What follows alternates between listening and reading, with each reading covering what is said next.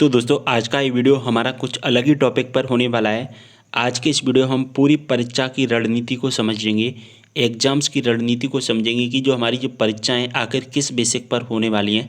दोस्तों आज के इस वीडियो में हम सब कुछ समझने वाले हैं कि आज का जो परीक्षा का मौसम है वो क्या चल रहा है, और एक ऑफिशियल नोटिफिकेशन के माध्यम से बताया गया है कि एमए, एमकॉम, एमएससी को प्रमोशन दिया गया है। आपको मैं भी बता चुका हूँ, अगर आप एमए, एमकॉम, एमएससी के स्टूडेंट हैं और फर्स्ट सेम के और थर्ड सेम के स्टूडेंट हैं, तो आपको अगर अभी तक ये न्यूज़ नहीं पता है तो आप अपने दिमाग में ही बैठा लीजिए, आपको प्रमोशन मिलेगा। और दोस्तों प्रमोशन मिलेगा वो किस प्रक्रिया के आधार पर मिलेगा वो मैं आपको बताऊंगा, कंप्लीट बताऊंगा। वीडियो का लेंथ थोड़ा लंबा होगा, लेकिन मैं आपके सारे डाउट इस वीडियो के माध्यम से कंप्लीट कंफर्म करूंगा। तो दोस्तों वीडियो को पूरा देखना है, तभी आपको समझ में आएगा, अन्यथा आपको कुछ समझ में नहीं आएगा। और दोस्तों आज के वीडियो में बीए, बीकॉम, बीएससी की परीक्षा के बाद जो कि बारे में डिस्कस करेंगे कि जो बीए, बीकॉम, बीएससी की जो परीक्षा है वो किस आधार पर होने वाली है, क्योंकि बीए, बीकॉम, बीएससी को प्रमोशन नहीं दिया गया है, इसके बारे में कोई भी न्यूज़ नहीं आई है। ओके, अगर कोई भी अपडेट आता है मैं आपको वीडियो के माध्यम से इन्फॉर्म करूंगा, लेकिन एमए, एमकॉम, एमएससी को प्रमोशन दे दिया गया है। ओके, तो इसका ऑफिशियल नोटिफिकेशन आ चुका है। अब सबसे पहले मैं आपको पूरी रणनीति समझा देता हूँ। तो दोस्तों जैसा कि आप देख पा रहे हैं, मध्य प्रदेश शासन हायर एजुकेशन के द्वारा ऑफिशियल नोटिफिकेशन जारी किया गया था। इस ऑफिशियल नोटिफिकेशन में हमको क्लियर बता दिया गया है कि हमारे एग्जाम्स का प्रोसेस किस आधार पर रहने वाला है, जो प्रक्रिया है वो किस तरह से होगी हमारे एग्जाम्स की। ओके, तो देखिए सबसे पहले तो यहाँ पर मैं वीडियो को पूरा देखना है, तभी दोस्तों आपको समझ में आएगा। मैं पहले ही आपको बता रहा हूँ, वीडियो अगर आप बीच में स्किप करोगे तो आपको कुछ भी समझ में नहीं आएगा, क्योंकि इंपॉर्टेंट फैक्ट होते हैं, मैं आपको वीडियो को बीच बीच में बताऊँगा। तो दोस्तों वीडियो को पूरा देखना है। ओके, देखिए यहाँ पर लिखा गया है कि सत्र 2019-20 में विश्वविद्यालय परीक्षाओं के संबंध में जारी दिशा निर्देशों के परिपालन में ही सत्र 2020-21 में नियमित स्वाध्यायी परीक्षार्थी अपने निवास से ही, जी हाँ दोस्तों, जिस तरह से 2019-20 में जो परीक्षा आयोजित की गई थी, ठीक उसी प्रकार से 2020-21 में ही परीक्षाएं आयोजित की जाएंगी। रेगुलर प्राइवेट स्टूडेंट के अपने निवास से ही, अपने घर से ही परीक्षाएं दे सकती हैं। लेकिन कौन कौन दे सकता है इन परीक्षाओं को अपने घर से ही? 2020-21 में अपने घर से ही कौन कौन दे सकता है? स्नातकोत्तर प्रथम और तृतीय सेमेस्टर की परीक्षाओं के लिए। जी हाँ दोस्तों, यहाँ पर आपको समझ में आ गया होगा कि, तो दोस्तों आपको यहाँ पर क्लियर हो गया है कि अपने घर से कौन परीक्षाएं दे सकता है? स्नातकोत्तर प्रथम और तृतीय सेमेस्टर के स्टूडेंट। स्नातकोत्तर का मतलब होता है दोस्तों पीजी, और पीजी का मतलब होता है दोस्तों एमए, एमकॉम, एमएससी, ऐसे जो कोर्सेज होते हैं जो पोस्ट ग्रेजुएट के अंदर आते हैं। अगर आप फर्स्ट सेम और थर्ड सेम के स्टूडेंट हैं तो आप अपने घर से ही परीक्षा दे सकते हैं, यानी कि आपको प्रमोशन दिया गया है। आपको एग्ज़ाम सेंटर पर जाने की ज़रूरत नहीं है, बस आपको क्या करना होगा, कुछ प्रैक्टिकल कार्य होते हैं, यानी कि प्रायोगिक कार्य होते हैं, सेशनल कार्य होते हैं, इंटरनल इवैल्यूएशन, आंतरिक मूल्यांकन और असाइनमेंट जमा करना होगा, और आपका रिजल्ट होगा, जो परीक्षा का परिणाम है वो इन्हीं आधार पर घोषित कर दिया जाएगा। तो एमए, एमकॉम, एमएससी का जो रिजल्ट है वो किस आधार पर घोषित किया जाएगा? वो घोषित किया जाएगा प्रायोगिक कार्य, सेशनल कार्य, आंतरिक मूल्यांकन और असाइनमेंट के आधार पर, जो कि इनका रिजल्ट है घोषित कर दिया जाएगा एमए, एमकॉम, एमएससी के स्टूडेंट का। ओके, अब दोस्तों फर्स्ट सेमेस्टर और थर्ड सेमेस्टर की पूरी पद्धति है, जो प्रक्रिया है वो एक बार यहाँ पर पूरी डिटेल्स में बताई गई है। तो सबसे पहले हम फर्स्ट सेमेस्टर और थर्ड सेमेस्टर की बात कर लेंगे, और जो सेकंड सेम के स्टूडेंट हैं और जो फोर्थ सेम के स्टूडेंट हैं उनका यहाँ पर लिखा गया है कि स्नातकोत्तर सेकंड सेम और फोर्थ सेम की जो स्टूडेंट हैं उनकी जो परीक्षा का संचालन जून में किया जाएगा, और वो एग्ज़ाम सेंटर पर ही किया जाएगा। फर्स्ट सेकंड थर्ड ईयर की हम बात करेंगे। ओके, तो फर्स्ट सेकंड थर्ड ईयर की बाद में बात करेंगे, पहले हम M M com, MSc first sem और थर्ड सेमेस्टर को थोड़ा डिटेल्स में समझ लेते हैं। तो थोड़ा डिटेल्स में समझने के लिए यहाँ पर लिखा गया है कि स्नातकोत्तर प्रथम सेमेस्टर नियमित और स्नातकोत्तर प्रथम सेमेस्टर प्राइवेट। तो सबसे पहले हम नियमित और प्राइवेट फर्स्ट सेमेस्टर की बात करेंगे। तो इनका जो रिजल्ट बनाया जाएगा वो किस बेसिक पर बनाया जाएगा? तो रेगुलर के स्टूडेंट का जो रिजल्ट बनाया जाएगा प्रथम सेमेस्टर के स्टूडेंट का आंतरिक इवैल्यूएशन के आधार पर आपका रिजल्ट बनाया जाएगा। आंतरिक मूल्यांकन के प्राप्तांकों का आधार अंक मानते हुए आपको 100% अंक दे दिए जाएंगे और आपका रिजल्ट घोषित कर दिया जाएगा। अब आंतरिक मूल्यांकन, जी हाँ दोस्तों, जो फर्स्ट सेम के स्टूडेंट हैं उनको आंतरिक मूल्यांकन के आधार पर, जैसा कि देखिए मैंने यहाँ पर बताया था कि सेशनल कार्य, प्रायोगिक कार्य, आंतरिक मूल्यांकन, तो इस तरह की चीज़ें हैं आपको सबमिट करनी होंगी, आपको अपने कॉलेज में सबमिट करनी, बस आपको घर पर लिखना है बैठकर और कॉलेज में जाकर एक दिन आपको सबमिट करके आना है। ओके, बस ये चीज़ें आपको सबमिट करनी है और सबमिट होने के बाद में आपका रिजल्ट तैयार हो जाए। क्या सबमिट करना है, क्या लिखना है, ये आपको अपने कॉलेज से पता चलेगा। कितनी लास्ट डेट रहने वाली ये भी आपको कॉलेज से ही पता चलेगा। ओके, अब दोस्तों प्राइवेट की बात कर लेते हैं, पश्चिम प्राइवेट की। तो प्राइवेट का जो रिजल्ट बनाया जाएगा वो रेगुलर परीक्षा की तरह ही बनाया जाएगा, यानी कि रेगुलर स्टूडेंट की तरह ही बनाया जाएगा, यानी कि नियमित विद्यार्थियों की तरह ही बनाया जाएगा। आंतरिक मूल्यांकन की पद्धति को अपनाकर ही बनाया जाएगा। लेकिन दोस्तों इसमें असाइनमेंट सबमिट करनी होंगी। असाइनमेंट के आधार पर मूल्यांकन की पद्धति वहीं रहेगी, जो इंटरनल एवेल्यूशन के आधार पर होती है वहीं रहेगी, लेकिन दोस्तों इसमें असाइनमेंट बनाए जाएंगे। प्राइवेट के स्टूडेंट को असाइनमेंट सबमिट करना होगा और रेगुलर के स्टूडेंट को असाइनमेंट सबमिट नहीं करना होता है। प्राइवेट के स्टूडेंट को असाइनमेंट सबमिट करना है और उसके आधार पर आपका रिजल्ट है घोषित कर दिया जाएगा। ओके, आपका रिजल्ट घोषित कर दिया जाएगा। तो फर्स्ट सेम के नियम में तो प्राइवेट के जो भी स्टूडेंट हैं उनको क्या लिखना है क्या नहीं लिखना है ये आपको अपने कॉलेज से पता चल जाएगा। ओके, अब दोस्तों हम थर्ड सेमेस्टर की बात कर लेते हैं, रेगुलर के स्टूडेंट की बात करेंगे।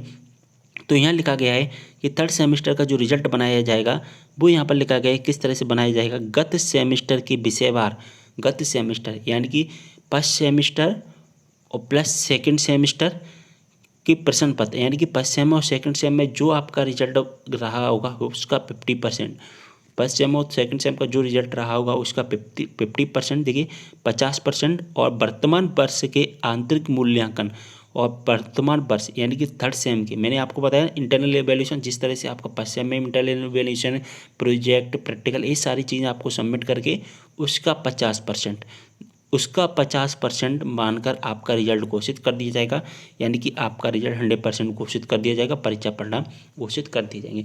फर्स्ट और सेकंड सेम की 50% और इंटरनल एवेल्यूशन के आधार पर यानी कि थर्ड सेम का इंटरनल एवेल्यूशन लिया जाएगा उसका 50%। तो आपको समझ में आ गया होगा। और थर्ड सेम प्रैक्टिकल जो कि प्राइवेट की बात करेंगे तो उसका भी वही सेम रहेगा। तृतीय सेमेस्टर के स्वाध्याय परीक्षार्थियों के परीक्षा परिणाम के लिए नियमित परीक्षार्थियों की तरह, यानी कि उसका सेम रहेगा, बस इसमें आपको असाइनमेंट सबमिट करनी होगी। असाइनमेंट में क्या लिखना है ये आपको अपने कॉलेज से पता चल जाएगा। ओके, अब दोस्तों असाइनमेंट में क्या करना है, किस तरह से आपको पता चलेगा असाइनमेंट, तो असाइनमेंट के बारे में यहाँ पर डिटेल्स में लिखा गया है, तो यहाँ पर हम पढ़ लेते हैं। तो असाइनमेंट के लिए प्रश्न पत्र का निर्माण एवं प्रेषण, तो किस तरह से असाइनमेंट का निर्माण किया जाएगा, उसका क्वेश्चन पेपर क्या रहेगा वो यहाँ पर लिखा गया है। स्नातकोत्तर प्रथम तृतीय सेमेस्टर स्वाध्याय, तो असाइनमेंट बनाया जाएगा वो ओनली प्राइवेट स्टूडेंट के लिए बनाया जाएगा, स्वाध्याय परीक्षार्थियों के लिए बनाया जाएगा। जो आपका एग्जाम सेंटर, अग्रसर केंद्र का मतलब होता है एग्जाम सेंटर, यानी कि आपका कॉलेज, ओके, कि संबंधित विषय के शिक्षक द्वारा आप अपने कॉलेज में जाना है और जिस जो कि विषय का आपके असाइनमेंट बनते हैं उस विषय के टीचर्स के पास जाना है, शिक्षक के पास जाना है और असाइनमेंट के लिए प्रश्न का चयन कर महाविद्यालय के पोर्टल पर कक्षावार, विषयवार एवं प्रश्नवार अपलोड किए जाएंगे। यानी कि या तो वो वेबसाइट पर अपलोड कर देंगे या आप कुछ डायरेक्टली कॉलेज में जा कर के आप पता लगा सकते हैं, आप अपने टीचर्स से, आप अपने सब्जेक्ट के टीचर से कि हमको क्या लिखना है प्रश्न पत्र में। ओके, इसके बाद इसके साथ ही परीक्षार्थियों को अब आपको क्या करना है, वहाँ से आपको कॉलेज से पता चल जाएगा और कॉलेज से पता चलने के बाद में आपके जो स्मार्टफोन होते हैं या ईमेल पर आपको प्रश्न पत्र भेज दिया जाएगा, या और प्रश्न पत्र भेजने के बाद में आपकी जो कॉपी होती है उसके जो आंसर लिखने के बाद PDF बनाकर आपको कॉलेज की ईमेल आईडी पर, आपको अपने कॉलेज की ईमेल आईडी पर या कॉलेज के व्हाट्सएप ग्रुप में आपको सेंड कर देना है, तो आपका हो जाएगा। ओके, तो देखिए असाइनमेंट के यहाँ पर और डिटेल्स में दी गई है कि आपको असाइनमेंट जमा कैसे करना है।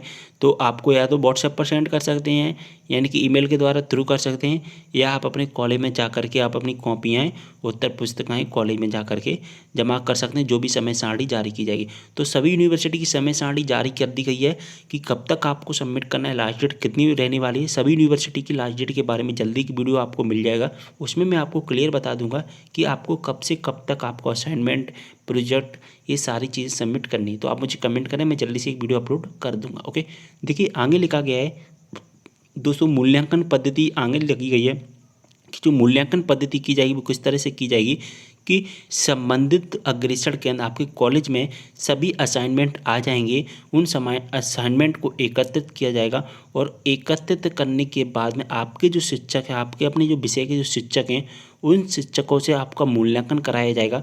और मूल्यांकन कराने के बाद में आपके जो अंक हैं वो ऑनलाइन विश्वविद्यालय को सबमिट कर दिए जाएंगे। ऑनलाइन कॉलेज के द्वारा कहाँ पर सबमिट कर दिए जाएंगे, यूनिवर्सिटी में सबमिट कर दिए जाएंगे। और जैसे यूनिवर्सिटी में सबमिट कर जाएंगे और आपका रिजल्ट बन जाएगा, और जब भी आपका रिजल्ट अपलोड होगा वेबसाइट पर आपको पता चल जाएगा। ओके, तो अब परीक्षा परिणाम घोषित किस तरह से होगा। अब परीक्षा परिणाम घोषित करने की पद्धति भी यहाँ पर बता दी गई है। तो किस तरह से घोषित किया जाएगा, जो विश्वविद्यालय है वो किस तरह से आपका रिजल्ट घोषित करेंगे। तो विश्वविद्यालय बार असाइनमेंट के प्राप्त अंकों को मूल्यांकन अंक के रूप में स्वीकार किया जाएगा। यानी कि जो असाइनमेंट सबमिट की जाएंगी उन असाइनमेंट को प्राप्तांकों के मूल्यांकन अंक के आधार पर स्वीकार कर लेंगे, एक्सेप्ट कर लेंगे।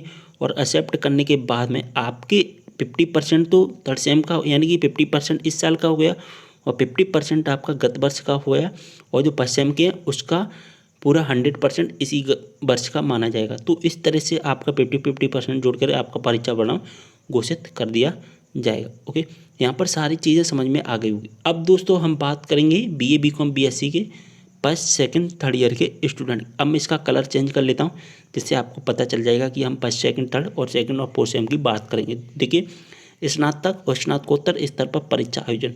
तो स्नातक प्रथम द्वितीय तृतीय वर्ष और स्नातकोत्तर सेकंड और फोर्थ सेमेस्टर के जो स्टूडेंट हैं, सेकंड और फोर्थ सेमेस्टर के स्टूडेंट हैं, उनकी जो परीक्षाएँ की ली जाएंगी वो भौतिक रूप से ली जाएंगी।